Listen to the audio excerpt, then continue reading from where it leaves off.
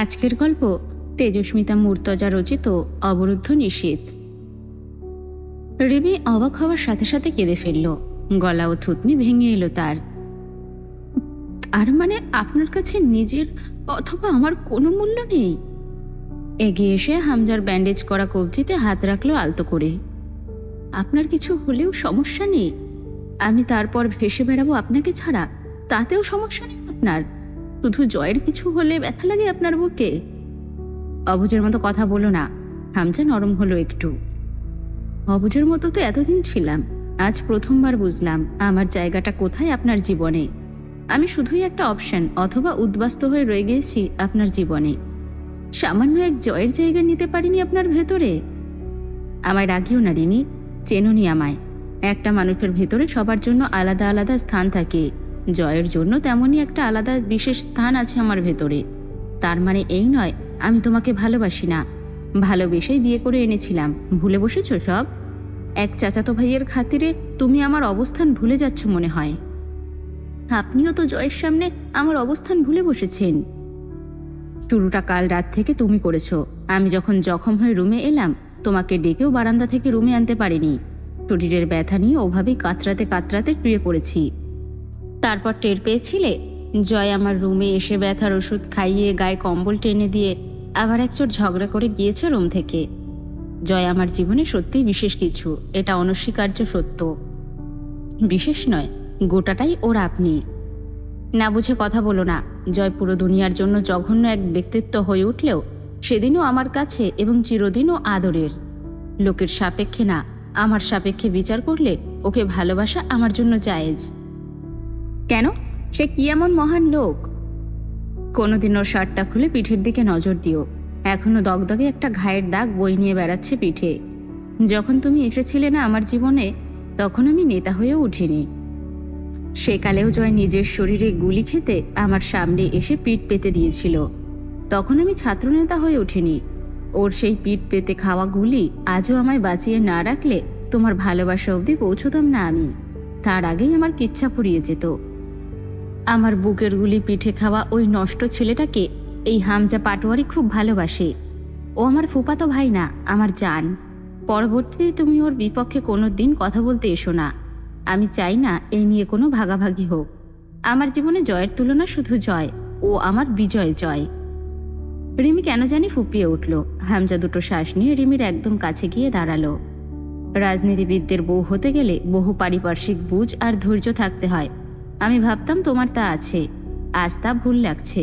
মাঝার তোমার চাচাতো ভাই হওয়ার আগে আমার প্রতিপক্ষ।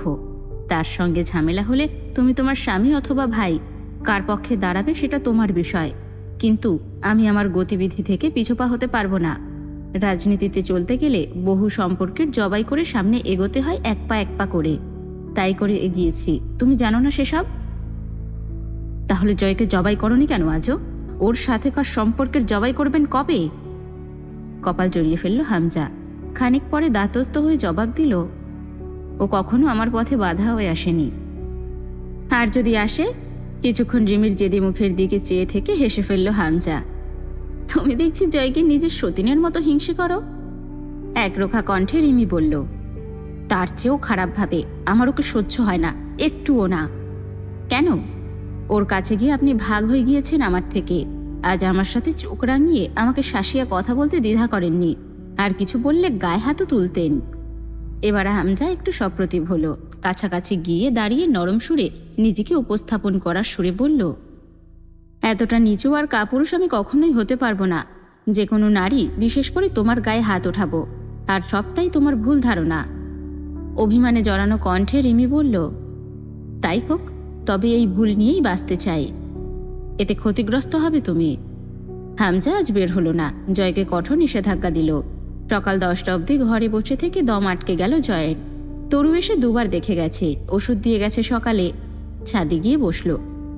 ছাদে দুটো বিভাজন, ছোট্ট এক টুকরো তরু চেয়ে নিয়ে ফুল গাছ লাগিয়েছে। বাকিটা ছাদটা জয়ের চিলেকোঠা, ছোট আম গাছ, কবুতরের খাঁচা। তরু এসেছিল কয়েকবার দেখতে, শরীর ভাঙা, রোদে বসে আছে। তরু বলল, গোসল করবেন না? পানি ভরেছি। পরে করব, থাক। পা মেলে বসে বইয়ে চোখ বুলালো। গিটারটা তুলে নিয়ে গান গাইলো তো কখনো ঠান্ডা হয়ে পড়ে থাকা চায়ের কাপে চুমুক দিল। তরু এসে জিজ্ঞেস করলো, শরীর খারাপ লাগছে? না, 19 শতকের মেয়ে লোকের মতো ঘরবন্ধে জীবন কাটাচ্ছি। তো শরীর আর মন আবার লুঙ্গি ডান্স দিবে নাকি এই অবস্থায়? যা তো তুই, কানের কাছে ঘ্যান ঘ্যান করিস না। মেজাজ চটে যাচ্ছে যে কোনো কিছুতেই, যা। দুপুর 1:30টার দিকে এই শরীরেই বেরিয়ে পড়লো বাড়ি থেকে। সম্ভব নয় এভাবে ঘরে পড়ে থাকা। হামজা তখন ব্যথার ওষুধকে ঘুমোচ্ছে নিজের রুমে। বেশ ভালো রোদ বেরিয়েছে দুদিন বাদে। আগের দুদিন সূর্যের তেজ কম ছিল।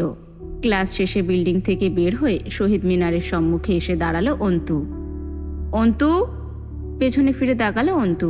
শার্ট প্যান্টের উপর সাদা রঙা বিশাল একটা শাল জড়ানো জয়ের শরীরে। উদ্ভট ব্যাপার, সাধারণত লুঙ্গি পরে, তাছাড়া কড়া রোদ বেরিয়েছে, তাতে চাদরের প্রয়োজন নেই।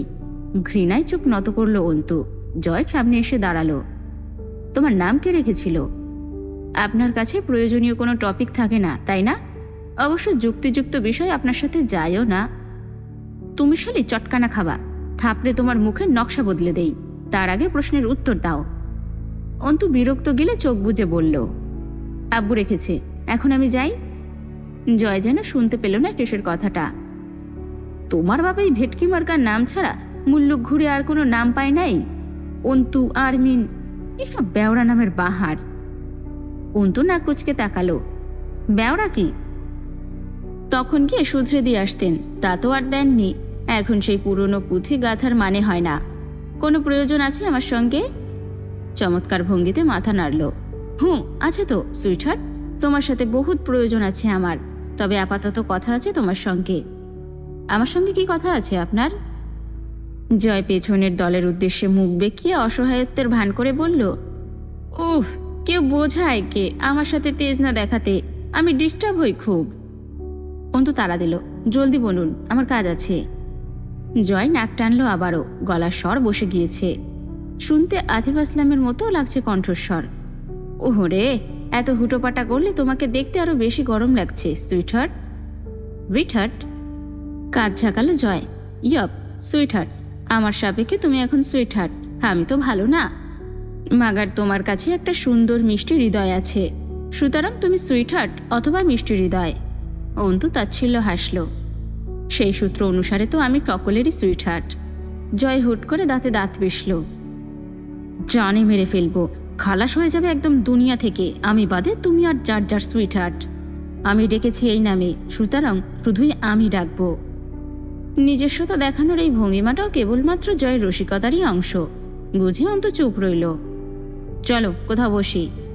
অন্তু হাসল। আপনার মাথা নষ্ট সিনিয়র। ঘাড় নেড়ে সম্মতি জানায় জয়। ঠকছ সিস্টার, তা একটু আধটু অবশ্যই, তাই বলে তুমি খোঁটা দিতে পারো না আমায়। অন্তু সুন্দর করে হাসল। নাটক শেষ হয়েছে আপনার? শো শেষ হলে এবার আমি যাই। জয় মারির দাঁতে জিভা টেকিয়ে হাসল। নাটক ভালো লেগেছে তোমার? ভালো লাগলে আরেকটু করি। খুব বাজে ছিল। জয় ঘাড় চুলকালো। শুনেছিলাম প্রেমে পড়লে মানুষের মেধা হারিয়ে যায়। আমারও নাটক কথার গুণ হারিয়ে গিয়েছে তোমার প্রেমে পড়ে। উফ, কি যে প্রেম প্রেম পাচ্ছে তোমায় দেখে, ইচ্ছে করতেছে দাঁত চোপড়ার স্ট্রাকচার বদলে দেই। এত প্রেম কেন তোমার মধ্যে? প্রেমের গোডাউন যেন। জয়ের নাটক দেখে অন্তর ঘৃণার উদ্বেগ হওয়ার সাথে সাথে হাসিও পেল। একটা মানুষ কতটা খারাপ মানসিকতার হলে কাউকে জ্বালাতন করতে এমন বাজে পন্থা অবলম্বন করতে পারে।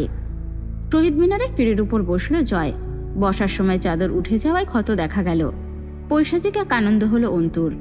আরমিন, চলো বিয়ে শাদী করে ফেলি। কত বয়স হয়ে গেল আমার, কতকাল একা ঘুমাবো অত বড় বিছানায়? অন্তু অতি ধৈর্যের সাথে হাসল। ভাবনাটা ভালো, তবে সব ভাবনা বাস্তবায়িত করতে হবে কেন? ভাবনা বাস্তবায়িত না করলে চলে, কিন্তু চাহিদা সেটা পূরণ করলে কি করে চলবে? ঠোঁট উল্টে সায় দিল অন্তু। যুক্তি আছে যুক্তিতে। এই সৌভাগ্য আমার কন্যেকির ফল যে আমি আপনার চাহিদা হয়ে উঠেছি। জয় বেশ উৎসাহিত কণ্ঠে বলল, এক্স্যাক্টলি, কোনো না কোনো নেকির কাজ তো করেছিলে এই জীবনে, এই জন্যই তো আমি তোমার প্রেমে মজে যাচ্ছি দিন দিন। কি জাদুটাই করলে শালি তুমি, মেরে ফেলো আমায়। কবির একটু নড়ে চড়ে উঠল, এবার কাশলো গলা খাকারি দিয়ে। জয় দ্রুত পিছে ফেলল। কিরে, তুই আবার অস্ত্র বের করতেছিস নাকি? আরে শালা, প্রেমিকার প্রেমে মরা আর তোর মতো বয়লারের অস্ত্রের আঘাতে মরা এক নারে পাগলা। তার উপর প্রেমিকার সামনে তোর হাতে জখম হয়ে মরলে মান ইজ্জত কিছু থাকবে? অন্তু জিজ্ঞেস করল, আপনার জরুরি কথাটা বললেন না এখনো। আই লাভ ইউ, প্রেমে পড়ে যাও আমার। অন্তু হাসল, এই জন্মে তো না, পরের জন্ম অবধি অপেক্ষা করতে বলছো? জি একদম, যেটার কোনো অস্তিত্ব নেই। তাহলে তো যা হওয়ার আর করার এই জন্মেই করতে হবে। এত খারাপ দিন আমার জীবনে কোনোদিন আসবে না। অন্তুর শীতল ভাবটা কেমন ন্যাপথলিনের টুকরোর মতো বাষ্প হয়ে যাচ্ছে যেন। কড়া হয়ে উঠছে কণ্ঠস্বর। জয় উঠে দাঁড়ালো, তোমার জীবনে এত ভালো দিন আমি রাখবো না যে তুমি আমায় ভালো না বেশে পার পাবে। চ্যালেঞ্জ করো না আমায়, আমি সিরিয়াস হয়ে গেলে খুব বাজেভাবে শেষে যাবে। কথাটা দারুণ প্রভাবিত করলো অন্তুকে। কর্কশ গলায় বলে উঠল, ধরুন চ্যালেঞ্জ করলাম। এতটুকু দৃঢ়তা তো আমার এই আমির ওপর আমি রাখি যে এমন কোনো দুর্বলতার অস্তিত্ব নেই এই জগতে যেটা আপনার মতো সভ্যতাহীন আদিম পশুকে ভালোবাসতে বাধ্য করতে পারে আমায়। যেখানে স্বয়ং মৃত্যুকে আমি চ্যালেঞ্জ করছি এর প্রেক্ষিতে, মরণ স্বীকার করলাম আপনার কথার বিপরীতে। সতর্ক করার মতো করে শান্ত স্বরে জয় বলল, আরমিন, তোমার এসব কনফিডেন্স আমায় আবার সিরিয়াস না করে তোলে দেখো। অটল হলো অন্তুর কণ্ঠস্বর, আপনার এই কথাটাই আমার জিদের আগুনে কেরাসিনের দ্রবণ ঢালছে। খুব খারাপভাবে হারবে তুমি, খুব ভালোভাবে পিছু হটবেন আপনি। আমার মান মর্যাদা ও সম্মান ছাড়া আমার এই গোটা জীবনে দ্বিতীয় কোনো পিছুটান বা দুর্বলতা রাখিনি আমি। জয়ার কথা বলল না, চমৎকার মুচকি হাসল। রাবেয়া বেলা 11টার দিকে মায়ের বাড়ি গেলেন। বড় ভাইয়ের কাছে কিছু ধার পাওয়া গেলে তা পাওনাদারদের একটু ঠেকানো যাবে, সময় পাওয়া যাবে চাইলে। আমজাদ সাহেব অরাজি গম্ভীর মুখ দেখেও গেছেন রাবেয়া। অন্তুও চলে এলো। আব্বুর উদ্বিগ্ন মুখ আর কাথর চোখের চাহনি ভালো লাগে না। বছরখানেক আগে রাবেয়ার পিত্তথলিতে পাথর ধরা পড়ল। তৎক্ষণাৎ সার্জারি করিয়েছিলেন আমজাদ সাহেব। আব্বু আম্মু দুজনেরই হাই ব্লাড প্রেশার। ওষুধ পানির খরচা, অন্তুর লেখাপড়া, যাবতীয় দরকার গোটা সংসারের সবই বইছেন আমজাদ সাহেব। সব করতে ঋণ করতে হয়েছে আমজাদ সাহেবকে। অন্তিক একটা দোকান করেছে বড় বাজারের মধ্যে। অন্যরা তার চেয়ে ছোট ব্যবসা করে মাসে লাখ টাকা আয় করছে। অন্তিকের দোকান দিন দিন খালি হচ্ছে, পুঁজি সহ নেই হয়ে যাচ্ছে। বাড়িতে টাকা পয়সা দেয় না অন্তিক, আমজাদ সাহেবও চান না। এখনো তিনিই যেন বাড়ির একমাত্র কর্তা, অথচ চাকরি থেকে রিটায়ার করেছেন বহুদিন আগে। তার কর্ম বিশেষ উচ্চপদস্থ ছিল না, স্কুল মাস্টার। পুরো পরিবার সহ অন্তিকের বউয়ের ভারটাও নিশ্চুপ বহন করছেন তিনি। অন্তিক নিজের এই লালবাতি জ্বলা ব্যবসার ব্যাপারে কোনো আলাপ আব্বুর সাথে করে না। অন্তিক অকালে বউ আনার পর স্বপ্নভাঙা আমজাদ সাহেব মার্জিয়ার সামনে দাঁড় করিয়ে দুটো থাপ্পড় মেরেছিলেন। খেতে দেবে কোত্থেকে? সেই তো আমার ঘাড়ে চড়েই বসবি, অন্য উপায় আছে? আর কত থেকে যাব এই সামান্য কামাই নিয়ে? এই আমি তোকে জন্ম দিয়েছিলাম, 2 হাতে এতদূর টেনে এনেছিলাম, তোকে নিয়ে রাতভর স্বপ্ন বুনেছি জালের মতো। দেখ, বিশ্বাস করার উপায় রাখিসনি আজ সেসব। ইচ্ছে বহুত ছিল সেসব এক লহমায় গুঁড়ো করে দিতে, বাঁধেনি তোর বিবেকে? বিবেক থাকলে হয়তো ভাবতো।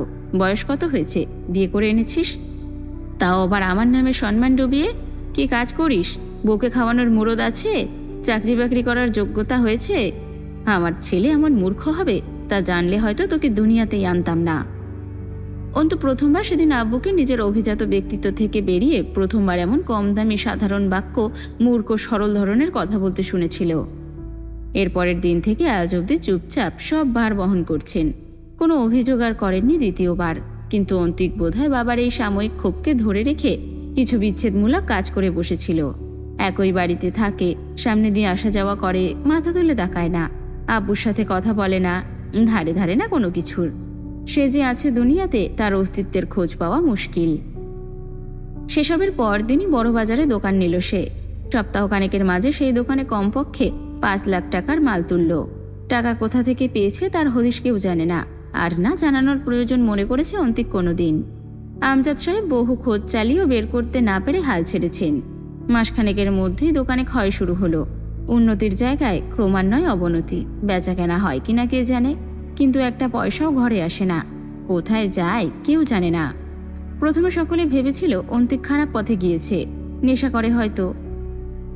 সেসবও খোঁজ নিয়ে দেখার পর পাওয়া যায়নি। অন্তিক কেমন যেন হয়ে গিয়েছে, চোখ মুখ শুকনো, শরীর শুকিয়ে সুদর্শন ছেলেটা একদম 60 বছরের বুড়ো হয়ে গিয়েছে। খাচ্ছে বাপের ঘাড়ে, আছে বাপের পাখার নিচে, অথচ তার আত্মসম্মান নাকি তীব্র অভিমান অথবা অন্য কিছু, কে জানে। দুপুরের রান্নাতে হাত লাগিয়েছে মার্জিয়া। অন্তু গিয়ে থালা বাসন মাজতে গেলে মার্জিয়া বলল, অন্তু, একা ছিলাম, কাজ করছিলাম, ভালোই তো ছিলাম। কি দরকার তোমার এখানে আসার? সকাল থেকে রান্না করতে পারতেছি, বাসন মাজতে হাত ক্ষয়ে যাবে না আমার। রাখো তো, যাও এখান থেকে। অন্তু কথা বলতে চাইল না, তবু বিনয়ের সাথে বলল, আপনি চাইলে এখন একটু বিশ্রাম নিতে পারেন ভাবি, আমি রান্না করছি। সবচেয়ে বেশি গা জ্বলে যায় কখন জানো? জানি না, আপনার বা কখন সবচেয়ে বেশি গা জ্বলে আমার তো জানার কথা নয়। মার্জিয়া দাঁত খেজে আবার সামলালো নিজেকে। তোমার সামনে আসলে, তুমি যতক্ষণ সামনে থাকো আমার গা তীর করে পড়ে, বিশেষ করে তোমার শান্ত নরম কথায়। অন্তু আস্ত করে বলল, আচ্ছা, বুঝতে পেরেছি। থালা বাসন মাজা হলে রান্নাঘরে ছড়িয়ে থাকা কৌটো জিনিসপত্র গুছিয়ে রাখতে লাগলো। মার্জিয়া বলল, আমার চাচাতো ভাইকে পছন্দ হয়নি তোমার? হয়নি এমন নয়। তাহলে কোনো জবাব তো দিলে না। আসলে ভাবি, এখনই বিয়ে করতে চাইছি না আমি। বিয়ে করার মতো হলে তো আর ভেগে যাব না। আপনারা যেখানে খুশি ভালো মন্দ বুঝে বিয়ে দেবেন। ভেগে যাবে না তার গ্যারান্টি কি? অন্তু চুপ রইল। মার্জিয়া আবার বলল, বিয়ে কেন করবা না? বয়স কি 15 তো পড়ে আছে নাকি তোমার? কচি ভাবো নিজেকে? কমপক্ষে 22-23 বছর বয়স চলতেছে। মেয়ে মানুষ কি আবার 30 বছরে বিয়ে করে? বয়স একটু বাড়িয়ে বললেন। যাই হোক, লেখাপড়া অথবা সংসার দুটোই এককভাবে করতে হয়। আউটসাইড পিছুটা নিয়ে দুটোর কোনোটাই ভালো হয় না। সংসার করলে শুধু সংসার, লেখাপড়া করলে লেখাপড়া। অনার্সের আর 2 বছর দেখতে দেখতে কেটে যাবে। এরপর এলএলবি করে বার কাউন্সিলর পরীক্ষায় উত্তীর্ণ হতে পারলে একটা নিম্ন আদালতে চাকরি পেতে হলেও কম চাপ নয়। ভাবি, এখন বিয়ে নয় আপাতত। চোখ গরম করে তাকিয়েছিল মার্জিয়া। সে নরম সুরে বলল, আপনি এত আগ্রহী কেন আমাকে বিয়ে দিতে? অনেক কারণ আছে। একটু বলুন, আমি শুনতে আগ্রহী। মশলা কষানোর ঝাঁজ নাগে লাগতেই অন্তু কেসে উঠল মুখে ওড়না চেপে ধরে। তরকারিতে পানি দিয়ে মার্জিয়া ফিরল ওর দিকে। তুমি খুব জাননেওয়ালা নাটক করলেও বহুত কিছুই জানো না। তার উপর জোয়ান মেয়ে বাড়িতে থাকলে তোমার বাপ মায়ের চিন্তা না থাকলেও আমার হয়। তার উপর তোমার যে স্বভাব চরিত্র আর তেজ, ছেলে পাওয়া গেলে হয়। আমার বোনের সংসার নড়বড় হয়ে গেছে তোমার জন্য। তোমাকে লেখাপড়া করাতে গিয়ে আমার শ্বশুরের হাতের অবস্থা খারাপ। অন্তু, যাও তো, আমার কথা বলতে মন চাইছে না তোমার সাথে। খুব অগোছালো লাগলো কথাগুলো। অন্তুর মনে হলো ভাবি যা বোঝাতে চাচ্ছে তা আসলে পারছে না। চুপচাপ দাঁড়িয়ে রইল। খানিক পরে আপন মনেই বলল মার্জিয়া, একটা টাকা যৌতুক ফৌতুক কিচ্ছু চাইনি, তোমাকে পছন্দ হয়েছে, আরও 5-7 ভরি গহনা দিয়ে নিয়ে যাবে, তাতে অন্তত সংকট কমতো একটু। অন্তু হাসল। বিক্রি করবেন নাকি আমায়? আর গহনা দিলে তো আমার গায়ে অথবা আলমারিতে থাকবে, সংকট কমবে কি করে? কি এমন সংকট লেগেছে বাড়িতে যে আমার বিক্রি করা গহনা দিয়ে বাড়ির সংকট কমাতে হবে? দরজায় কেউ এলো। পাওনাদার। দীর্ঘশ্বাস ফেলল অন্তু। আমজাদ সাহেব ডাকলেন অন্তুকে। এদিকে আয় তো অন্তু।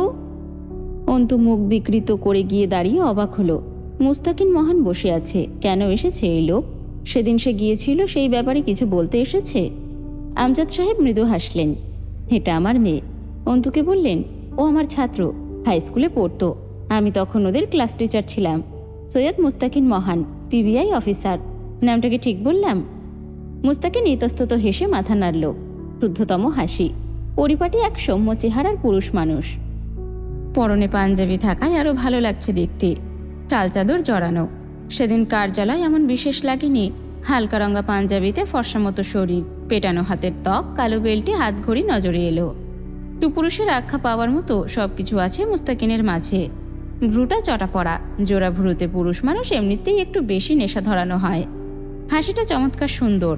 বসে আছে বিনয়ভাবে নিজের প্রাক্তন শিক্ষকের সম্মুখে। মুচকি হাসি ঠোঁটে ঝুলছে। এভাবে কোনোদিন আগে পরখ করেনি কাউকে অন্তু। মুস্তাকিন বলল, আমি জানতামই না স্যার এটা আপনার মেয়ে। ছোটবেলায় স্কুলে দেখেছি বোধ হয়, তারপর সেদিন ভার্সিটিতে একবার দেখা হয়েছিল, কিন্তু হিজাবের আড়ালে। তার ওপর বড় হয়ে গিয়েছে, চিনতে পারার কথা না। সৌহার্দ্যপূর্ণ কণ্ঠস্বর। ভার্সিটিতে? তুমি কি করছিলে ওখানে? সামাজিক খোঁজখবর থেকে বেশ দূরে চলে এসেছেন স্যার। একটা ভয়ানক রেপ কেস ঘটে গেল আপনাদের এরিয়াতে, জানেন না? সেটার তদন্তে আছি। স্যার স্যার করছিস কেন বাপ? তোরা কত বড় মানুষ হয়ে গিয়েছিস, এসব ডাক শোনার যোগ্যতা পেরিয়ে গেছিস।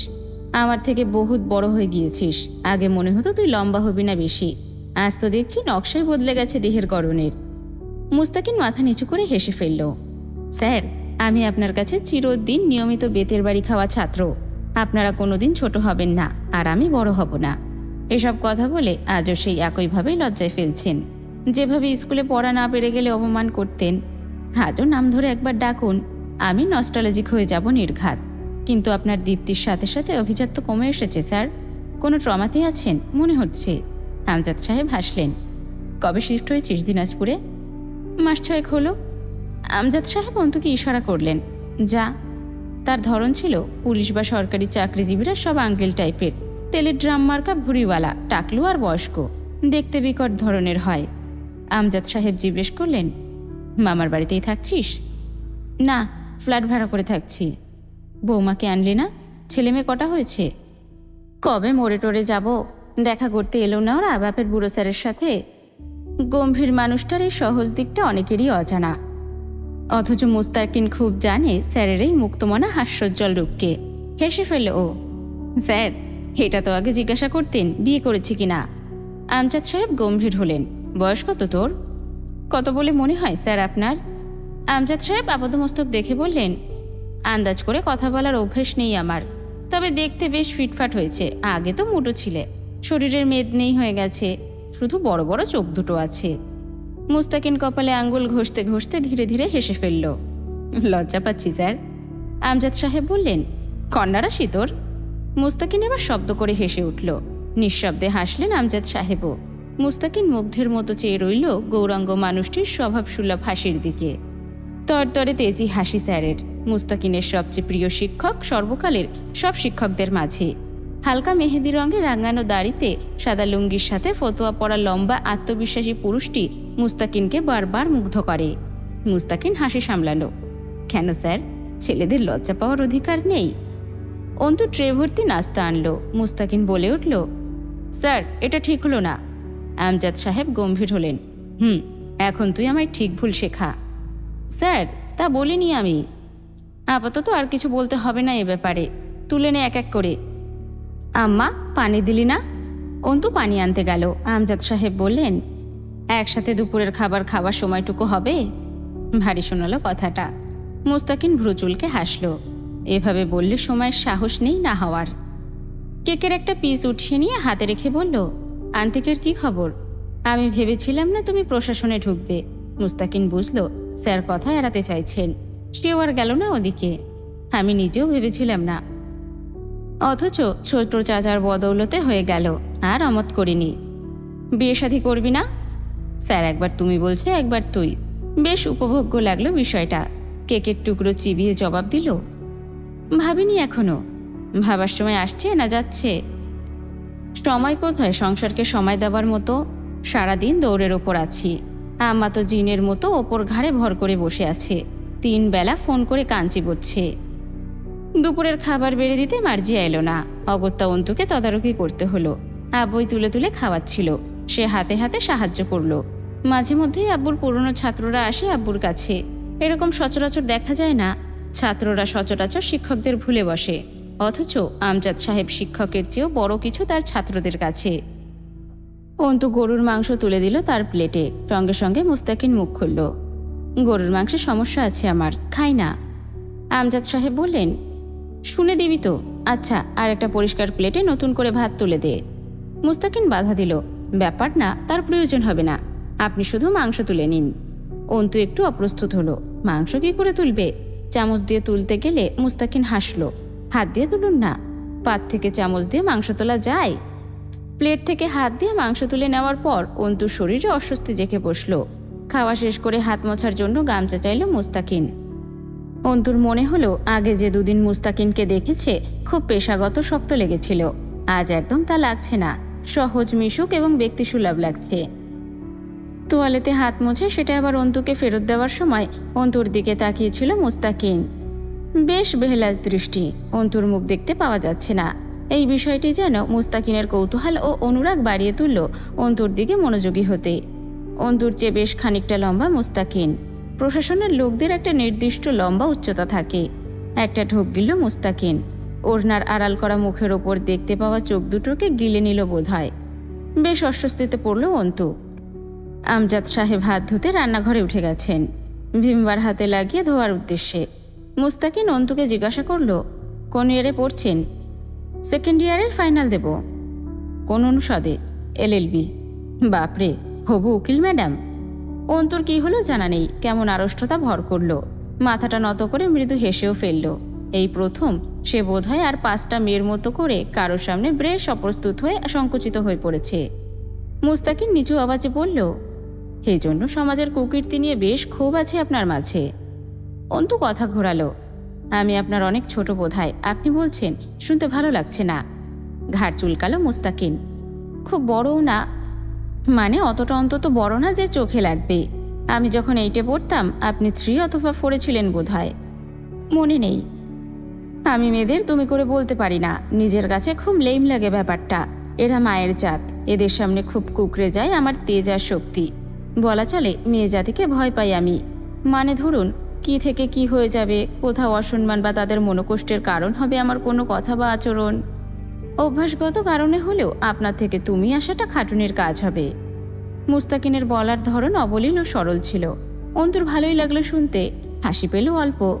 আব্বুর ছাত্রের মুখে আব্বুর আদর্শের কথা শোনাটা চমৎকার একটা অনুভূতি বলে মনে হলো অন্তুর। এই আদর্শই তো সে ছোটবেলা থেকে দেখেছে আব্বুর মাঝে। পাঞ্জাবির হাতা গোটাতে গোটাতে আমজাদ সাহেবের পেছনে গেল মুস্তাকিন। আমজাদ সাহেব আবার বসলেন নিজের জমিজমা সমস্যার কথা তুলে। সব খুলে বলেছেন, আবারও একবার মনে করালেন। চলে যাওয়ার সময় দরজা অবধি গেলেন আমজাদ সাহেব। আবার আসবে কিন্তু, অবসর সময়টা কাটতে চায় না আজকাল। মুস্তাকিন বাড়ির ভেতরে চোখ ঘুরালো, কিছু খুঁজে চলল তার চোখ দুটো। অকারণেই বোধহয় এই অযাচিত অপ্রাসঙ্গিক চোখের চাহিদা। ব্যতিক্রমে মস্তিষ্ক মনোযোগী হয়। সেদিন অন্তু কার্যালয় থেকে আসার পর বেশ কয়েকবার খেয়াল এসেছিল অবশ্য এই আলাদা ধাঁচের অপরিচিতার কথা। দেখা পেল টেবিলের ওপর ছড়িয়ে ছিটিয়ে থাকা থালা বাসন গোজাচ্ছে। স্যারকে বিদায় দিয়ে সামান্য গলা উঁচিয়ে অন্তুকে বলল, আসি উকিল ম্যাডাম, মন দিয়ে পড়ুন। আউটসাইডের চিন্তা না করলে বোধহয় আপনার জন্য ভালো হয়। সমাজ দেখার জন্য আমরা আছি, আপনার পুরো ফোকাস এখন বইয়ের পাতাই হতে হবে। আমজাদ সাহেব মৃদু হাসলেন, দোয়া করিস বাপ। এই একই জেলায় আছিস, তোদের জুনিয়র দেখে শুনে রাখিস রাস্তাঘাটে। যেসব কিছু ঘটছে ভার্সিটিতে চিন্তা হয় ওকে নিয়ে। খুব বেপরোয়া হয়েছে। বেপরোয়া আনা সাধারণত আজাব বই আনে। মুস্তাকিন আবার একবার তাকালো অন্তুর দিকে। আপনার মতোই হয়েছে স্যার, আসি। ফ্ল্যাটে যাবেন কোনো এক সময় করে, 1 কাপ চা খেয়ে আসবেন ছাত্রের হাতে। অন্তু এবার তাকিয়ে দেখল বাইরের দিকটা। শালটা কাঁধের ওপর তুলে রোদ চশমাটা পরে নিল মুস্তাকিন। অন্তুর চোখের সামনে জয় এসে দাঁড়ালো। ঘৃণায় মুখে বিরক্তির রেখা ভাঁজাকারে পড়ল। এই শাল, রোদ চশমা, পাঞ্জাবি সব বেশি জয়কে দেখেছে অন্তু, অথচ এমন সুপুরুষ লাগেনি। পুরুষত্ব একটু হলেও আছে মুস্তাকিনের মাঝে, অন্তত নারীকে সম্মান করার মনুষ্যত্বটুকু আছে।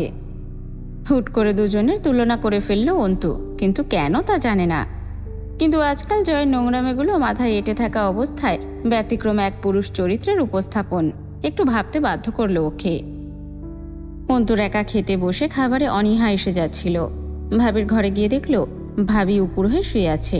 ডাকলো, ভাবি আসুন খেয়ে নেই, দুপুর পেরিয়ে যাচ্ছে। আমি খাবো না, মাথা ধরেছে খুব, ডেকো না আমায়।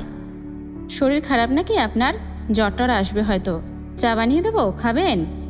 মার্জিয়া জবাব দিল না। অন্তু আর খেলো না, চাও খাওয়া যায়। আপন মনেই একটা পরিচিত কল্পিত দৃশ্য ভেসে উঠল চোখের সামনে।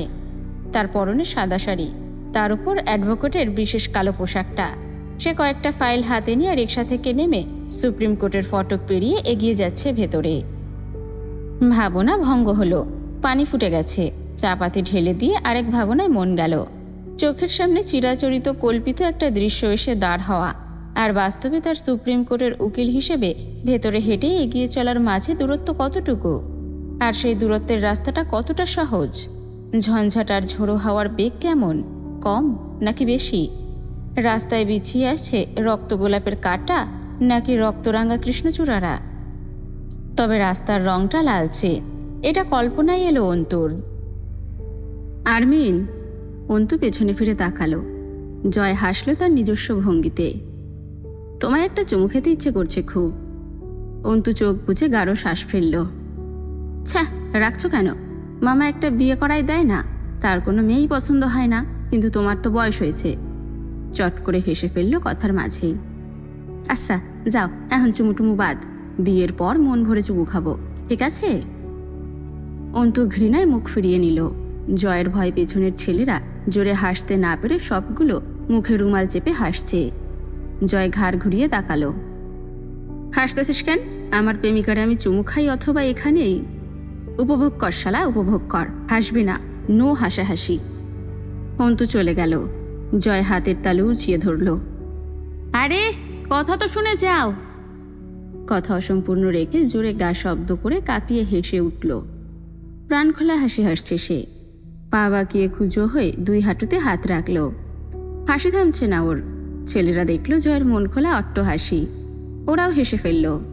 কোনো মানুষই একক রূপী হয় না, সবারই ক্ষেত্রবিশেষ একাধিক রূপ থাকে। জয়েরও আছে একের অধিক ভিন্ন ভিন্ন রূপ। অন্তুকে জ্বালাতে পেরে সে পরিতৃপ্ত। অন্তুর বিরক্তি তাকে আনন্দ দিচ্ছে। এই হাসি তারই বহিঃপ্রকাশ। অন্তুর কানে অবধি পৌঁছল সেই হাসির আওয়াজ। জয় ঠোঁটে সিগারেট চেপে লাইটার চাইল কবিরের কাছে। ভাই, আপনি কি মায়ের সত্যি? গম্ভীর মুখে চোখ নামিয়ে তাকালো জয়। নিজের কাজে কাজ রাখ, যা। হালিম ঠোঙা ভরে গাছের পেয়ারা এনেছে জয়ের জন্য। জয়ের পছন্দ পেয়ারা। পথে হাঁটতে হাঁটতে পেয়ারা বন্টন করলো সবাকে। পথে যেসব জুনিয়রদের সাথে দেখা হলো, ওরা সালাম দিতে হাত মেলাতে এলো। সকলকে দিল একটা একটা করে। এক মেয়ের ওড়না গলার সাথে ফাঁসির দড়ির মতো পেঁচানো। জয় একবার আপাতমস্তক দেখে বলল, গলার দড়িটা খুলে ফেলো অথবা গায়ে রাখো। ফাঁসটাস লেগে মরে গেলে সেই দোষও আমাদের হবে। লোকের ভেতরে আমাকে দোষারোপ করার জীবাণু ছড়িয়ে গেছে। আদারওয়াইজ আমার আবার মুখ ভালো না, সাথে চোখ তো আরও খারাপ। আজুবাজু কিছু বললেই নেতাগিরির নাম বদনাম হবে। ধরো পেয়ারা খাও। শহীদ মিনার চত্বরে সিঁড়িতে বসলো। আশেপাশে ছেলেমেয়েরা বসে হাসাহাসি করছিল। একে অপরের গায়ে ঢলে পড়া হাসি। জয় ঠোঁট থেকে সিগারেট নামিয়ে চোখ উঠিয়ে তাকালো একবার সেদিকে। থমথমে হয়ে উঠল আশপাশ। মাথা নিচু করে সালাম দিয়ে উঠে চলে গেল সবগুলো সেখান থেকে। শেষ অবধি জয়ের ভাগে পেয়ারা জুটল না। রোজ হয় তার সাথে এমনই। বিলাতে বিলাতে নিজের পাত খালি। সবাই একজোটে নিজেদের পেয়ারা এগিয়ে দিল জয়ের দিকে। জয় স্বাভাবিক ভঙ্গিতে ঘাড় নাড়ল। খায় তোরা, আমি খাবো না। ভাই, কাতর স্বরে একযোগে ডেকে উঠল সবাই। জয় বিরক্ত হলো। এক একটা তো দেখছি সুপার ড্রামা কুইনের মেল ভার্সন। পেয়ারার বদলে অমন করে কলতে কেটে দাও দেখি সম্বন্ধের চ্যাংরারা। 4 আনা পিস পেয়ারা খা তোরা, আমার লাগবে না। পারলে একটা মিষ্টি স্বাদের বেশি করে জর্দা মেরে পান কিনে দে, চিবই। কবির একটা দারুণ কাজ করলো। নিজের হাতের পেয়ারাটা জয়ের হাতে ধরিয়ে দৌড় দিল ডান দিকে। যে মেয়েটাকে জয় পেয়ারা দিয়েছিল সে তখনও দাঁড়িয়েই ছিল। তার কাছে গিয়ে বলল, পেয়ারা দাও। মেয়েটা অবাক হলো, বুঝলো না, বলল, হ্যাঁ। কবির পেয়ারাটা কেড়ে নিল। দৌড়ে এলো দলের কাছে। কিছুক্ষণ কেউ মুখ বন্ধ করলো না, কথা বলল না। খানিক সময় যেতেই সবাই হু হা করে হেঁটে উঠল। রাহাত কাঁধ থাপড়ায় কবিরে, মামা কি কামটা করলি, কেড়ে নিয়ে চলে এলি? ভাই, তোকে তো এবছরের সেরা পেয়ারা ফেরত অ্যাওয়ার্ড দেব। সাথে থাকবে 2 বালতি পেয়ারা ভাজি এবং পেয়ারার হালুয়া। কবির গম্ভীর মুখে বলল, ভাই একটা ডাউট, আপনি আসলে যদি মেয়েটারে ভালো না বাসেন তাইলে? জয় চোখ তুলল। আমি যা বলি করি তা। যে কোনো মেয়ে ভয় পেয়ে হোক আর ভালো লেগে সায় দিত, মিঠা কথা বলতো, আর চোখে তাকাতো, দেখতো আমায়, লজ্জা পেত। যে লজ্জায় লজ্জা না, আসলে থাকে নির্লজ্জতা। 2-1 দিন গেলে গা ঘেঁষত, এরপর আমার মনোযোগ পাওয়ার চেষ্টা করত। এসব যে কোনো মেয়েই করতো, ভয়েই হোক অথবা ইচ্ছে করে। ওদেরকে জ্বালানোর কিছুই নেই। সুতো না টানতেই গায়ে আশ্রে পড়া খানিক সব। ওদের জ্বালালে বিরক্ত হতো ওরা, বা সেটা কি জ্বালানো হতো না নিজের ব্যক্তিত্ব আর পদের নাম বিসর্জন দেওয়া হতো? ঠিক কথা ভাই। ভার্সিটি ক্যাম্পাস ফাঁকা প্রায়। জয় সিগারেট টান দিল আরেকটা। আরবিন সেরকম না ভাই। আমার আচরণ, কাছে যাওয়া, কথা বলা সবেতে ওর গা চিটমিট করে ওঠে। ঠিক যেমন ধর ফুটন্ত বালুতে মুড়ির চাউল যেরকম। আর এখানেই মজাটা, তুই জানিস না আমি ওর সামনে গেলে ও কতটা ঠিক অস্বস্তি আর ঘৃণা নিয়ে আমার সামনে দাঁড়িয়ে থাকে। ধরে নি একটা আজাব আমি ওর কাছে। আসলে ওকে বিরক্ত করার ইন্টারেস্টটা এখানেই। কিন্তু ভাই, জয় হাসল। রাহাত, ছাড় দেওয়া আর ছেড়ে দেওয়াকে গুলিয়ে ফেলিস না বাপ। ছাড় দিয়ে রেখেছি, শ্রুতো আমার হাতে। শ্রুতো জড়াতে শুরু করলে হুড়মুড়িয়ে এসে আমার খপ্পরে পড়বে। ও আমাকে চ্যালেঞ্জও করেছে জানিস। আর কাউকে কিছু বলতে দিল না, কবিরের দিকে তাকালো। এ অমলেট, গিটার দে আমায়। ওর কোলে গিটার তুলে দিল কবির, তাতে টুংটাং সুর তুলে বজ্রকণ্ঠে গলা ছেড়ে চেঁচিয়ে উঠল, ধরো কলকি মারো টান, গাঞ্জা বাবা রাসে কান, মইরা গেলে সঙ্গে কিছুই যাব না। গাদুলিয়ে হেসে ফেলল নিচেই। ছেলেদের অবস্থাও বেকায়দা। জয় গিটার নামিয়ে রেখে সিঁড়ির দিকে ঝুঁকে বসল। গা কাঁপিয়ে হাসছে, হাসির দমকে শরীর দুলছে তার। ছেলেরা ভীষণ ভক্ত জয়ের, নেতা নেতা ভাব, সভ্যতার বড় অভাব। সামনে দিয়ে একটা ছেলে হেঁটে যাচ্ছিল। জয় ডাকল, আয় শোন, এদিকে আয়। ছেলেটা এসে দাঁড়ালো। জয় আগাগোড়া চোখ উপর নিচ করে দেখলো একবার, প্রশ্ন করল, নাচতে পারিস? ছেলেটা বোকার মতো চেয়ে আছে। জয় বিরক্ত হলো, নাচতে পারিস নাকি? ছেলেটা না বুঝে বোধহয় ঘাড় নাড়ল। জয় জিজ্ঞেস করলো, কি কি নাচ পারিস? কথা শেষ করে কবিরের দিকে কাঁধ উঁচিয়ে চিবোতে চিবোতে বলল, আজকাল খুব ফুসফুটি টের পাচ্ছি, ভেতরে আগুন বেড়ে গেছে। কবির উদ্ভট হাসল, ভাই কি কন না কন, দিনের বেলায় কেমনে কি, রাতে একটা ব্যবস্থা হবে না হয়। ভ্রুজরালো জয়, দিনের বেলা সুরসুরি ওঠা যাবে না নাকি? এখন বুঝতেছি মানুষ বিয়ে করে কেন, দিন হোক বা রাত, যখন তখন ফুল টাইম। ভাই আপনিও জীবনে বিয়ে শাদী করবেন? মানে আপনার হাবভাব দেখে কিন্তু কোনোদিন মনে হয় না যে আপনি বিয়ে করবেন। খারাপ কথা বলিসনি তুই, আমিও ভাবছি কদিন ধরে তোকে একটা বিয়ে দেব। এরপর বউটাকে আমি আর তুই ভাগ করে নেব। ভাগাভাগি এক মহৎ মানসিকতার পরিচয়। সবে মিলে করি কাজ, হাড়ি গিথি নাহি লাজ। সপ্তাহে 3 দিন তোর, 3 দিন আমার, বাকি শুক্রবারটা আমার বোনাস। রাহাত হেসে গড়াগড়ি খায়, ভাই বউ ওর, কিন্তু বোনাস আপনি কেন পাবেন? বিয়ে কে দেবে শালা? যেই ফকিরনের শিরনি খাও সেই ফকিরে চেনো না?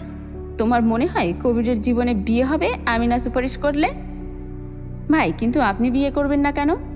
জয় পেয়ারাতে কামড় দিল। পুরুষ 2 প্রকারের, এক বিবাহিত, 2 জীবিত। তবে বেশি দিন বেঁচে থাকা ঠিক না, বেঁচে থাকার কোনো টেস্ট নেই। থুহ! ভাই এর মানে পুরুষ বিয়ে করলে বেঁচে থাকে না? জয় মাথা নাড়ল, চান্সই নেই। নজর ঘুরিয়ে সামনে দাঁড়ানো ছেলেটাকে বলল, একটা জম্পেশ বেলি ডান্স দে তো, নাচ। কবির ফিসফিস করল, ভাই ও তো ব্যাটা মানুষ, ওর বেলি ডান্সে আপনার আগুন কেমনে নিভব? ঠোঁট থেকে সিগারেট নামিয়ে জয় ছেলেটার দিকে অতিষ্ঠ নজরে তাকিয়ে আঙ্গুলে তুড়ি বাজিয়ে তীব্র বিরক্তি নিয়ে সামনের রাস্তার দিকে আঙ্গুল ইশারা করল, এই যা, ভাগ এখান থেকে, যা সামনে থেকে সর। শোন, আবার যাইয়া উপর মহলে কমপ্লেন করবি না। এটা র্যাগনারে পাগলা, আমার ভালোবাসা। আমি আছি কিছুদিন, আর বদনাম ভাল লাগে না আজকাল, বয়স হচ্ছে তো। প্রফেসর এদিকেই এগিয়ে আসছেন। জয় উঠে দাঁড়িয়ে আর একটা লম্বা টান দিল সিগারেটে। স্যার যখন একদম সামনে এসে দাঁড়ালো, তার মুখের সামনে একবার ধোয়া ছেড়ে তারপর তা মাটিতে ফেলে জুতো দিয়ে চেপে দাঁড়িয়ে সালাম দিল। সালাম স্যার, কি অবস্থা? তোমার কি অবস্থা? হাত দুটো মাথার উপর তুলে অলস ভঙ্গিতে বলল, বিন্দাস চলছে। না কুচকালেন প্রফেসর, কি করছো আজকাল? যা করছি, আপনি স্যার মানুষ, বলা ঠিক হবে না। আপনাদের একটা ইজ্জত আছে না? এত রঙ্গ তামাশা আর ভালো থাকা থাকি আসে কোত্থেকে? মাথার উপর থেকে হাত নামালো জয়। ভালো থাকা একটা পেশা স্যার। পেশা? প্রফেসর কপাল কুচকালেন। জয় নাড়ল মাথা। জি স্যার, পেশা। তাই নাকি? স্যার রেগে যাচ্ছেন। জয় তাতে লম্বা হাসল। হ স্যার, এই পেশার দরকার, যা ইচ্ছে তাই করার ক্ষমতা আর মন মানসিকতা। যখন যা ভালো লাগবে, যাতে আনন্দ এবং মজা পাওয়া যাবে, তা করার সাহস এবং পাওয়ারটুকু থাকলে অলওয়েজ ভালো থাকা যায়। সেটা খারাপ অথবা ভালো, এই চিন্তা করলে আপনি এই পেশার যোগ্য নন। তাহলে আপনাকে ওই মাল গিলে ডিপ্রেশন কাটাতে হবে। তোমার কাছে এই পেশা আছে বলে তুমি মাল গিলো না, সিগারেট টানো না? ওটা তো স্টাকিল স্যার, জোয়ান ছেলে পেলে আমরা। রাত হলে 2-1 প্যাক মাল পেটে না ফেললে চলে? এবার চূড়ান্ত রাখলেন স্যার। বজ্জাত ছেলে, তোমার সাথে কথা বলাই উচিত হয়নি আমার। এমন ভাব করছেন যেন আজকেই প্রথম অনুচিত কোনো কাজ এবং শব্দের সাথে পরিচিত হলো আপনার। দিনে কয়টা উচিত কাজ করেন? যেসব কাজ করেন আপনি, অমিও অত খারাপ না। মুখ খুলিয়েন না স্যার, বদনাম করছেন মুখের ওপর। এদিক ওদিক তাকাচ্ছে আর কথা বলছে জয়। এটা তার উল্লেখযোগ্য বৈশিষ্ট্য। কোনো সময় চোখের চাহনি এবং ঘাড় স্থির থাকে না, পাখির মতো তাকিতুকি চলতে থাকে। প্রফেসর জিজ্ঞাসা করলেন, কবে এসেছো ঢাকা থেকে? আবার ঢাকা ফেরার সময় হয়ে এলো, আপনি আসার কথা বলছেন? পরীক্ষা কবে? পরশুদিন যাব। পাখিদের চোখের মতো চাহনি এবং ঘাটটা সর্বক্ষণ ছটফটে, চঞ্চল বেপরোয়া জয়। প্রফেসর বললেন, ভালো হও, বখাটে হচ্ছ দিন দিন। একটা বিয়ে দিয়ে দিন, তাহলে ভালো হয়ে যায়। তোমাকে মেয়ে দেবে কে? এমন বাপ নেই দেশে আমার জানা মতে। দিনকে দিন যা হাওয়াতে হচ্ছ, 1 নম্বরের ম্যানার্সলেস তুমি। জয় সোজা হয়ে দাঁড়ালো, নাক শিউরালো। দিলেন তো মুটটার আব্বা আম্মা করে। ম্যানার্স কি জিনিস? What is manners? সে খায় না গায়ে মাখে? ম্যানার্স আর আমি একসাথে? এই অসম্ভব বাক্যটাকে উচ্চারণ করার কি খুব দরকার ছিল আপনার এই মুহূর্তে? যান যান, কোথায় যাচ্ছিলেন যান। আপনার উদ্দেশ্যে সম্মান দেখিয়ে আবার সিগারেটটাও ফেলে দিলাম। 18 টাকা একটা সিগারেটের দাম। গম্ভীর মুখে তাকালেন স্যার। শুধরাবে না? এগিয়ে গেলেন প্রফেসর। জয় আনমনেই বলল, শুধরালে কি আপনার মেয়ে বিয়ে দেবেন আমার সাথে? স্যার পিছনে ফিরলেন। কচু দেব। জয় স্যান্ডেলের ফিতা লাগাতে লাগাতে মুখ না তুলেই বলল, লাগবে না, ওটা আপনি জুস করে খাইয়েন, পেট কমবে। আমার অ্যালার্জি আছে, গা চুলকায়। স্যার কপালে হাত ঠুকলেন। কবির জিজ্ঞেস করলো, কি করবেন ভাই এখন? তুলি শ্বশুরবাড়ি যাব, কোয়েলকে আনতে যাব। সীমান্ত শালার চুলকানি বাড়ছে, ভালো একটা মলম কিনে নিয়ে গিয়ে একটু লাগিয়ে দিয়ে আসি। জনসেবা করাই তো আমার কাম। ভাই মায়ের না ওরে, সামনে কিন্তু নির্বাচন। হামজা ভাই জানলে আমি শেষ। নতুন একটা বাছাই অনুষ্ঠিত হবে আবার, কিন্তু জয় তাতে অংশগ্রহণ করবে না। হামজা জয়কে বলেছিল, আমার পদটা তুই নে, নমিনেশন পাইয়ে দেব আমি। জয় জানিয়েছে, শখ নেই, এই পদই ভারী পড়তেছে আমার উপর। এইটাই কখন জানি অন্য কারো ঘাড়ে চাপায় দেব নে। মালটাল খেয়েছিস? মাথা ঠিক আছে? পদ কি মুড়ির মোয়া তোর কাছে? ভাই, ভালো হওয়া সহজ কাম, ঠিক ততটাই কঠিন হলো ভালো হওয়ার নাটক করাটা, যেটা আমার ছাত্রনেতা হিসেবে প্রতি মুহূর্তে করতে হচ্ছে। কোনো রকম অসভ্যতা, অশালীনতা, উচ্ছৃঙ্খলতা চলবে না। শালামার্কা কথা একখান। কেন বাল, আমি যদি আসলে ভালো না হই তাহলে আমি নাটক করব ক্যা? তাও আবার বিনা পয়সায়। আমি মানুষ ভালো না, তবুও মানুষের মনোরঞ্জনের জন্য নাটক করতে হবে? যাত্রাপালার জোকার আমি? এসব ভারী নাম, ভালো মানুষের পদক, কর্তব্যপরায়ণতা, এসবে গা চুলকানি আছে আমার।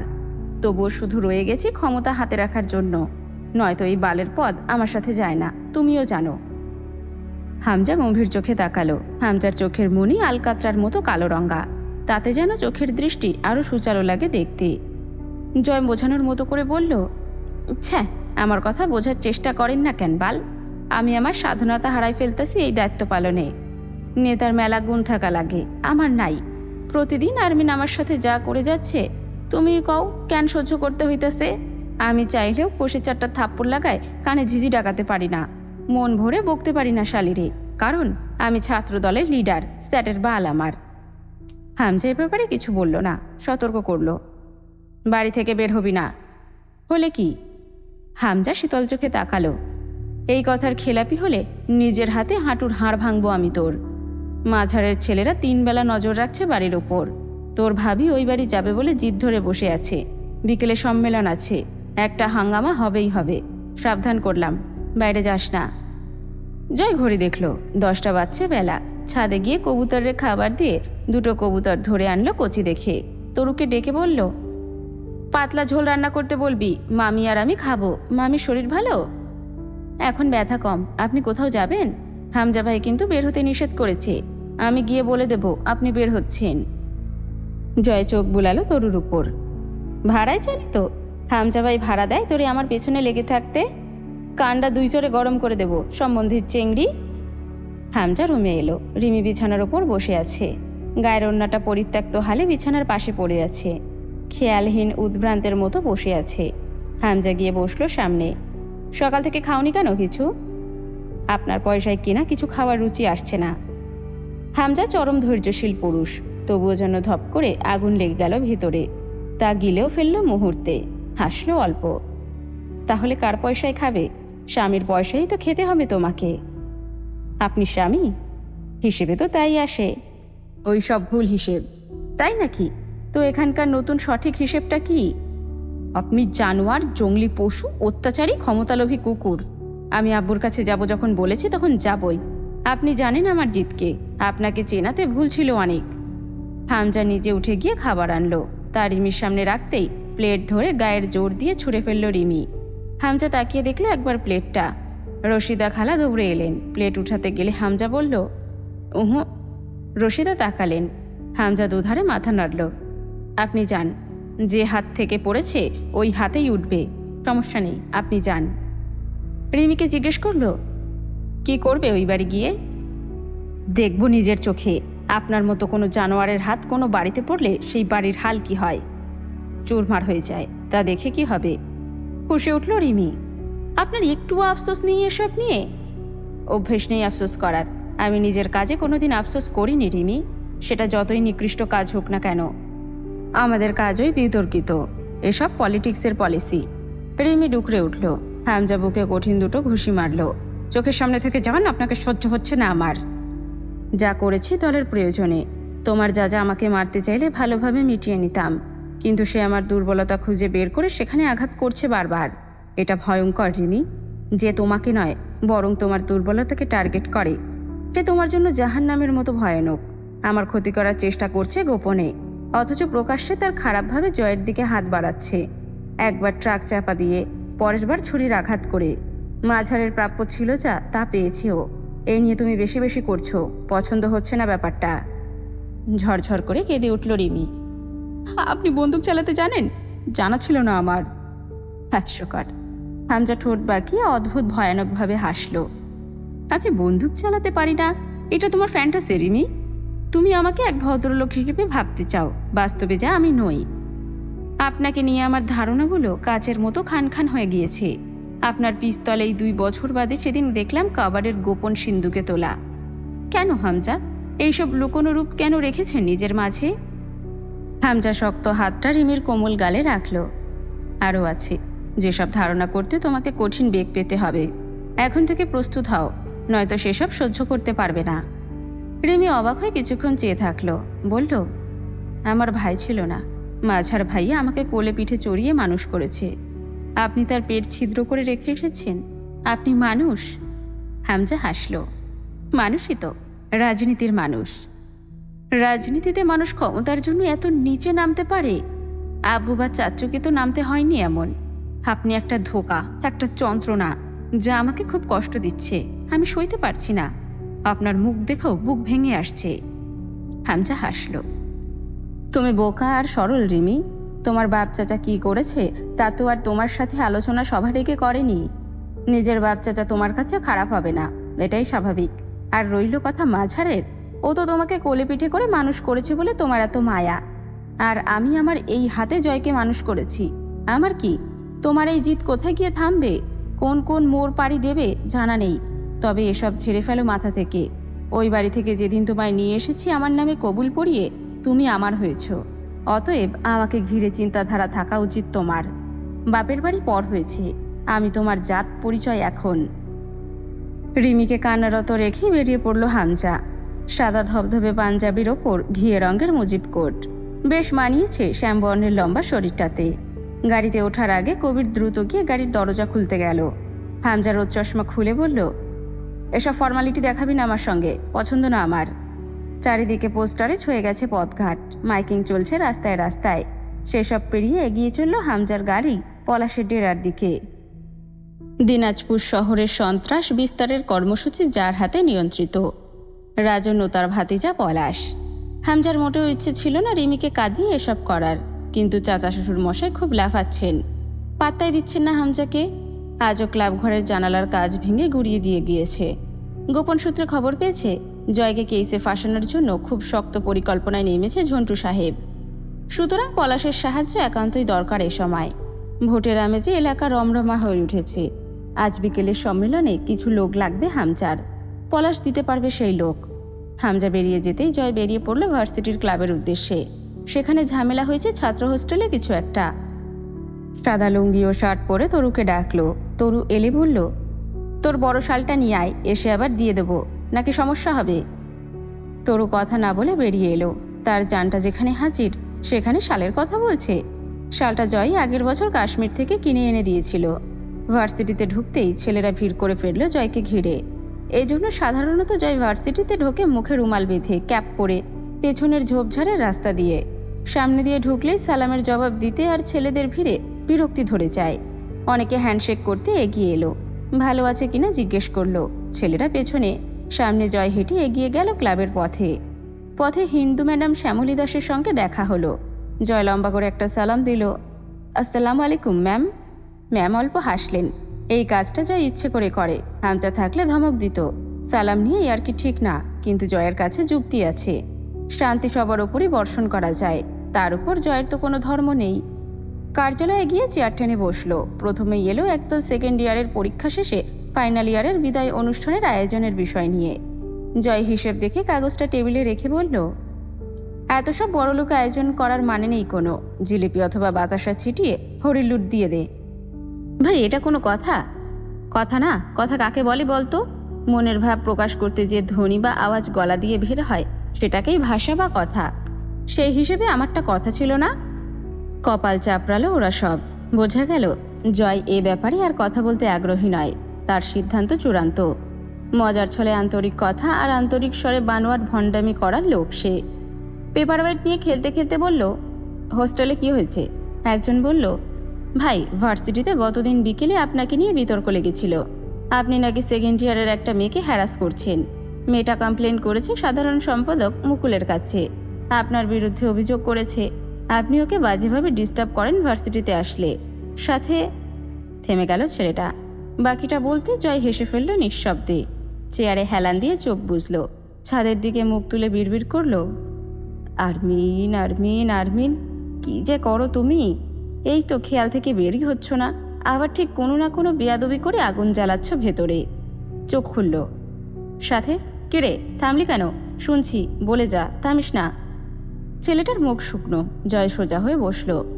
বিক্ষোভ চলছে এই নিয়ে, তাই তো? তোমাদের কি মনে হয় এতে আমার পদত্যাগ করতে পারবে তো? এই রকম এই নীরব বিক্ষোভ করছে সবগুলো মহিলা মানুষের মতো পেছনে লুকিয়ে। ছ্যা, শালারা হিজড়ার বংশ সব। এদের কি আদৌ সমাজে সম্যবাদ্য প্রতিষ্ঠা হবে? এই যে গেট দিয়ে ঢুকলাম, একটা খোয়া পর্যন্ত ছুড়ল না কেউ। বিদ্রোহ সংগ্রাম পারে না এরা, অথচ ছাত্র রাজনীতিতে আছে। লজ্জাজনক। সামনে এসে একটা বকা পর্যন্ত দিল না কোনো শালা। এরা নাকি ছাত্রলীগ, এরা যুবসেবক। শালারা বালের আন্দোলন শিখছে। আমি হামজা ভাইকে মানতে পারছি না পদত্যাগের জন্য। কত দুঃখে আছি। অজান্তে হলেও আমার পদত্যাগ করিয়ে একটা উপকার করতে পারত বেটার শালারা। খাস মনে দোয়া করতাম। সবার মুখে আতঙ্ক ছড়িয়ে গেল। জয় আমির পদত্যাগ করতে চাই? এই লোক মজার ছলে কঠিন সত্য বলে।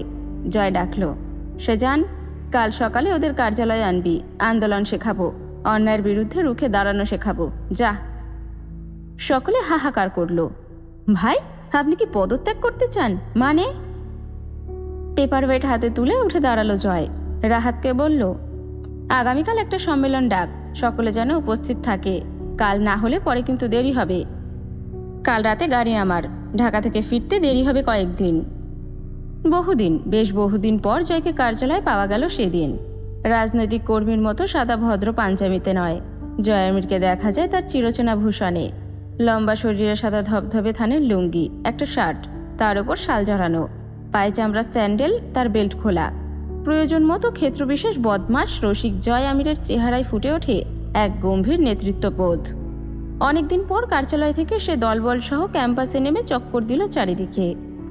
এলএলবি বিভাগের ছাত্রী অন্তু, সেখানকার হেড হলেন শিক্ষিকা মনোয়ারা রেহমান। জয় অনুমতি চাইল দরজার বাহিরে দাঁড়িয়ে। আসবো ম্যাম? এসো। ম্যাম কিছু লিখছেন। জয় সালাম দিয়ে দাঁড়িয়ে থাকলো কয়েক মুহূর্ত, পরে বলল, বসতে বলবেন না ম্যাম? চশমার ফাঁক দিয়ে আর চোখে তাকিয়ে ইশারা করলেন ম্যাম। বসলো জয়। কেন ডেকেছেন? নাস্তা এনেছেন ভালো কিছু? আপনার হাতের পাটিসাপটা খাই না কতদিন, ভেবেই কিদা লাগছে। পানি আছে ম্যাম? দুটো ঘুমের ওষুধ খাবো। আমার আবার ঘুমের ওষুধ পেটে পড়ার পর কাজ করতে শুরু হয়। এখন খেলে তবে বাড়ি গিয়ে ঘুমিয়ে পড়তে পারবো। মনোয়ারা ধমক দিলেন, শাট আপ, চুপ করে বসো। জয় ঠোঁটে আঙুল ঠেকালো। ওকে, কিন্তু শুধু চুপ করে বললেই তো হতো, আমি তো বসেই আছি। মনোয়ারা কটমটিয়ে তাকালেন। জয় হাতের পেপার ওয়েটটা টেবিলে ঘুরিয়ে খেলছে, ঠোঁটে বাচ্চাদের মতো দুষ্টু হাসি। মনোয়ারা দীর্ঘশ্বাস ফেললেন।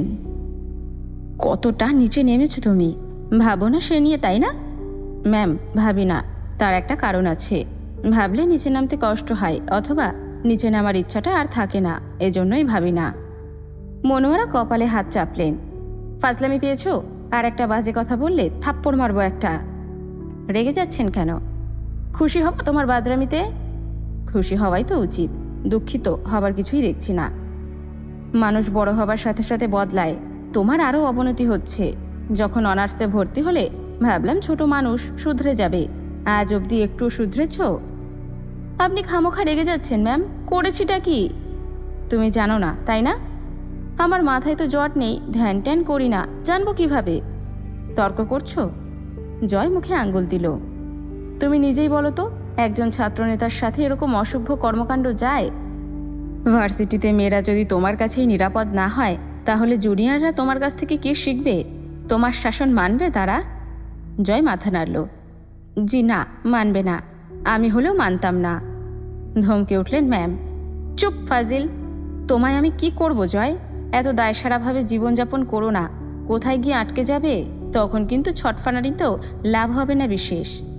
জয় হাসল। ম্যাম, আমি জানি আমার পরিণতি খুব একটা ভালো না, কিন্তু আমার সেই পরিণতিকে ভয় লাগে না। এই রোগের ওষুধ নেই। তুমি পাগল জয়। বেশি না, অল্প। এক সময় আসবে আমার কাছে সময় করে কথা বলবো। জীবনে পাপ তো কম করলে না, এখন থামা উচিত নয়? না, থামবো কোন সুখে? টাকা পয়সা দেবেন থামলে? মনোয়ারা চুপচাপ চেয়ে রইলেন। জয় আলগোছে হাসলো ম্যামের চোখের দিকে তাকিয়ে। পাপ করতে করতে থামলে মানুষ আর বাঁচে না ম্যাম। আমি আর কিছুদিন বাঁচবো ভাবছি। বিয়ে শাদী না করে মরা ঠিক না। মনোয়ারা জয় আমিরের এক হাসিতে ঝলসে গলে গেলেন যেন। জয়ের চোখের দিকেই তাকাতে নেই। এটা তিনি মানতেন আগেও, যখন ভার্সিটিতে ছিল। এত সব কুকর্ম করে বেড়াতো, অথচ গালি ঝাড়লেও মারলেও ছেলেটা রাগে না, কখনো যে সিরিয়াস হয় না। ঠোঁটে দুষ্টু হাসি অথবা রসিক কথাবার্তা থামে না। তাকে শাস্তি দেবার উপায় কি? মনোয়ারা কপট কঠিন স্বরে বললেও, এখন বলো, কি হয়েছে মেয়েটার সঙ্গে তোমার? জয় হা করে শ্বাস নিল। কিছু বলতে প্রস্তুতি নিচ্ছিল সে, এরপর সুন্দর করে বলল, রাগারাগি হয়েছে। রাগারাগি হয়েছে? জুনিয়র সাথে রাগারাগি? আরমিন আমার প্রেমিকা ম্যাম, কিন্তু ও এখন আমাকে চিনতে চায় না। কথা বলতে গেলেই ছ্যাত করে ওঠে শালি, এড়িয়ে চলে। এরপর গতকাল আবার অভিযোগ করেছে। একটা দীর্ঘশ্বাস ফেলল জয়। এখন আপনি যদি ওকে গিয়ে এই কথা জিজ্ঞাসা করেন, ও এটাও স্বীকার করবে না যে ও আমার প্রেমিকা। তাজ্জব বনে গেলেন মনোয়ারা। তোমার প্রেমিকা? তোমার মতো ক্যাঙ্গারুর প্রেমিকা? এসবও বিশ্বাস করে মরতে হবে? কেন বিশ্বাস করতে পারছেন না? মনোয়ারা চুপচাপ জয়ের দিকে তাকিয়ে রইলেন। এরপর না চাইতেও আচমকা হেসে ফেললেন। তুমি কি ভাবো আমায়? আমি জানি না তোমায়? জয় হাসল। কি জানেন? মনোয়ারা গম্ভীর হবার চেষ্টা করলেন, অথচ লাভ নেই। তাই তিনি কৌশলে বোঝানোর চেষ্টা করলেন বেপরোয়া ষাটটাকে। আর জ্বালাবে না মেয়েটাকে, তোমার নিজের রেপুটেশন খারাপ হয়। এই খাতিরেও তো বদমাইশি ছাড়তে পারো। জয় বোঝানোর চেষ্টা করল।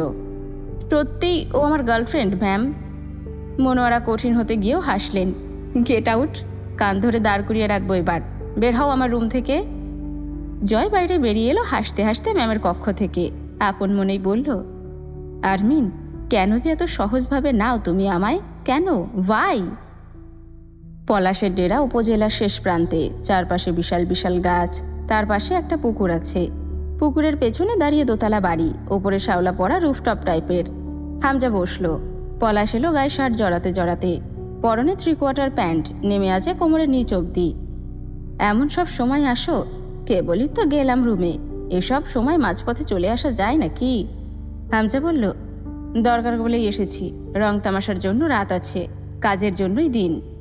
রাতে তো আমি আসবো না, অন্তত কাজের কথা বলতে। তখন এসব কাজ সারবেন। মন বা শরীর তো আর দিন রাত বোঝে না। হোটেলে গেছিলি? ওখানে পাইনি বলেই এখানে এসেছি। দুই হাত একত্র করে ঝুঁকে বসলো হামজা। মাঝারের খবর পেয়েছেন? কাজটা ঠিক করো নাই, বহু হাঙ্গামা সইতে হবে এর বদলে। অলরেডি কিছু একটা হইছে বলেই আসছো, ঠিক বলছি না? না, ঠিক বলেননি। তেমন কিছুই হয়নি, তবে হবে বলে আশঙ্কা করছি। আপনি আবার মাঝারকে সাহায্য করছেন না তো? আরে না, আমার কাছে আসে বসে, দুই একটা ফুক মারে চলে যায়। অবাস্তব পেট বানানো কথা এখানে শুনতে আসিনি পলাশ ভাই। বাজে কথা রেখে সোজা কথায় আসুন। তো তুই কি চাস আমার কাছে? তোর শত্রুগুলোরে আমার শত্রু বানায় ফেলি? এখানে বসে ব্যবসায় কারবার চালাতে গেলে দিনাজপুরের সব রাজনীতিবিদকেই দরকার আমার। আমার কারবারের কাছে আমি আপোষ করি না, জানিসই তো তুই। হামজার জন্য নাস্তা এলো। পলাশ খেতে ইশারা করলো। হামজা তা উপেক্ষা করে বলল, আজ যদি মাঝারের লোক কোনো হাঙ্গামা করে আপনার কারভারেও ভাটা পড়বে। এখানে বসে কলকাঠি নাড়ার সুযোগ আমি দেব না বোধহয় আর। ইস, কথা কোন দিক থেকে কোন দিক নিয়ে যাচ্ছ? আমি শুধু কারোর সাথে সম্পর্ক নষ্ট করতে চাই না, আর এইটাও চাই তুমি আর মাঝার এক হও, যেহেতু আমারও তোমাদের প্রয়োজন, তোমাদেরও আমাকে। অথচ দুজন এক হইতে পারো না, মাঝে পিষে মরতেছি আমি। অথচ মেয়র হচ্ছে আমি। মঝারের গোষ্ঠী শুদ্ধ রাজনীতি থেকে উপড়ে ফেলবো। তাহলে ওদের সাথে আপনার সম্পর্ক রাখার বিশেষ দরকার হবে বলে মনে হয় না। পলাশ সিগারেট ধরিয়ে ঠোঁটে চেপে বলল, ঠান্ডা হচ্ছে। সোফার ওপর শরীরের ভার ছেড়ে বসল। হামজা শুনল না বোধহয় সেই কথা। প্রজাসাপটা বলল, আজ সম্মেলনে যদি একটা আওয়াজও আসে ওদের, সামান্য পরিবেশ নষ্ট হলেও আপনার ধান্দার শিকড় এক টানে উপরে তুলে ফেলে দেব আমি। মাঝার ঢাকায় চিকিৎসারত, ওর ছেলেরা আতঙ্কগ্রস্ত। অথচ আমি জানি আপনার লোকজন মাঝারের হয়ে ক্লাবে প্রতিদিন গন্ডগোল করতে যাচ্ছে। আপনি ওদের নিষেধ করবেন। পলাশ চুপচাপ তাকিয়ে রইল একটু হামজার দিকে, পরে গম্ভীর হলো, আমি ওদের যেতে বলিনি। আমিও আমার ছেলেদের যেতে বলবো না। ওরা নিজেরাই দড়ি ছিটতে খুব ওস্তাদ, আর জয়কে তো চেনেন। এত হাইপার হয়ে এই লাইনে টিকবি কেমনে? তুই শান্তিপূর্ণভাবে কাজ করেই এত তাড়াতাড়ি এইখানে এসছিস। এখন আমি যা বলি মন দিয়ে শোন। সংক্ষেপে শেষ করুন, সময় কম হাতে। জয় কোথায় এখন? বাড়িতে। কথাটা মুখে বললেও ভেতরে খট করে উঠল হামজার। জিয়ে ডান পিঠে ছেলে আসলেই বাড়িতে আছে তো? রাগে শরীরের লোম দাঁড়িয়ে গেল হামজার। সব কিছু অসহ্য লাগছে কেন জানি। পলাশ বলল, জয় তোর সাধের গোয়ালের পাগলা সার। ওরে তুই ভালো শক্ত দড়িতে আটকাস নাই কোনো দিন, এই জন্য ভুগবি তুই। যতই গুছিয়ে রাখতে চাও আব্বা গোয়ালটারে, পাগলা সারটা যতদিন খোলা আছে তোমার দুর্ভোগে শেষ থাকার কথা না। নির্বাচনের আগে যে কামটা করছিস তুমি, আমি খালি ভাবতেছি ওরা এখনো কেস ফাইল করে না কেন তোর নামে। সাবধান থাক, ঝড়ের আগে নীরবতা বলেও একটা কথা আছে। ঝন্টু সাহেব ছেলেকে নিয়ে ব্যস্ত, চিন্তিত। কিন্তু মাঝার সুস্থ হোক, ফিরে আসুক। খেলার দিন গেল না, আসতেছে। নির্বাচন ক্যান্সেল করছিস, ছেলেটারে আধমরা করছিস মেরে। এই সময় ঠিক না এসব। হামজা চুপচাপ শুনল, পরে জিজ্ঞেস করলো, রাজন মামা আসবে কবে? সিগারেট ফেলে দিয়ে বলল পলাশ, রাজনীতির ব্যস্ততা মেলা, ঠিক নেই কবে আসে এক ঝলক। আর কিছু বলতে চাইছিলেন, মুখের ভেতরে না রেখে বলে ফেলুন। হামজার কথায় হেসে ফেলল পলাশ। তোরে আমার খুব ভাল লাগে হামজা, একদম সফল গ্যাংস্টার তুই। তবে আমারে যে পদে পদে দরকার তোর, এইটা ভুলবি না। পলাশের চোখের রং ধূসর, ঠিক বিড়ালের মতো জলজল করছে। হাসলে কেমন এক গা ছমছমে ভাব ছড়িয়ে পড়ে আশেপাশে। চেহারাটা অন্যরকম দেখতে, ভ্রুর মাঝে ফাঁকা নেই, জোড়া ভ্রু। খাড়া নাকের ডগায় সূক্ষ্ম বিভাজনের কারণে নাকটা অদ্ভুত লাগে দেখতে। কথা বলার সময় ঠোঁটে এক প্যাচপ্যাচে হাসি লেপ্টে থাকে। এই হাসি দিয়েই দিনাজপুরের কালোবাজার জমজমাট চলছে পলাশের হাতে। হামজা বেরিয়ে এলো, তার মন অশান্ত হয়ে আছে। অস্থির হাতে ফোন করলো বেশ কয়েকবার জয়কে। জয় প্রতিটা কল গুনে গুনে কেটে দিল। ফোন ভাইব্রেট হলো হামজার। রিপন কল করেছে। মিনিট চারেকের মতো শুধু বলল ওপাশ থেকে। হামজা শুনল, মাথায় রক্ত উঠে গেল। সোজা গাড়িতে উঠল বাড়ির উদ্দেশ্যে। তরু অসময় হামজাকে দেখে চমকালো। হামজা রাগে না, খুব শান্ত মানুষ। রাগলে মানুষ থাকে না, এটাও সত্য। জয়, জয় কই? তরু কথা বলল না, মাথা নত তার, হাত পা শিরশির করছে। তরুর নীরবতা হামজাকে ক্ষুব্ধ করে তুলল। হাতের ফোনটা এক আছাড়ে 4 খণ্ড করল। বকে ওঠে, জানোয়ারের বাচ্চা, বের হয়ে গেছে। বললাম বাইরে পরিস্থিতি খারাপ, বের হোস না। বের হইতে আবার ভার্সিটিতে গিয়ে অকাম করা সারা। তোরা কেউ দেখিসনি যখন বের হয়েছে? দেখিসনি? তরু ঠক ঠক করে কেঁপে উঠল। দৌড়ে এলো সকলে। সবগুলো প্যারা যদি এক একটা নাকে তেল মেরে ঘুমাও। ওই পুরের বাচ্চা বাড়ি আসলে। ডাইনিং টেবিলের ওপরে থাকা জগটা এক ঝাড়িতে মেঝেতে ফেলল। ঝনঝন করে গুঁড়ো হয়ে গেল সেটা। হুমায়ুন পাটোয়ারি এগিয়ে এলেন। কি হয়েছে, খেপছিস কেন? জয় বাচ্চা ছেলে, ওরে নিয়ে এত ভয় পাওয়া লাগবে? কি শুরু করছিস? তুলি বের হয়ে এলো। তোমার ছেলে কি মানুষ আব্বু? কোয়েলকে আনতে যাওয়ার কথা ছিল, জয় সেখানে গেছে হয়তো। হামজা তাকালো তুলির দিকে। তুলি চুপ করে গেল। হামজার চোখ দিয়ে রক্ত ছুটে বের হচ্ছে। চোখ বুজে খেপে যাওয়া কোবরা সাপের মতো ফোঁস করে শ্বাস নিল নিজেকে শান্ত করতে।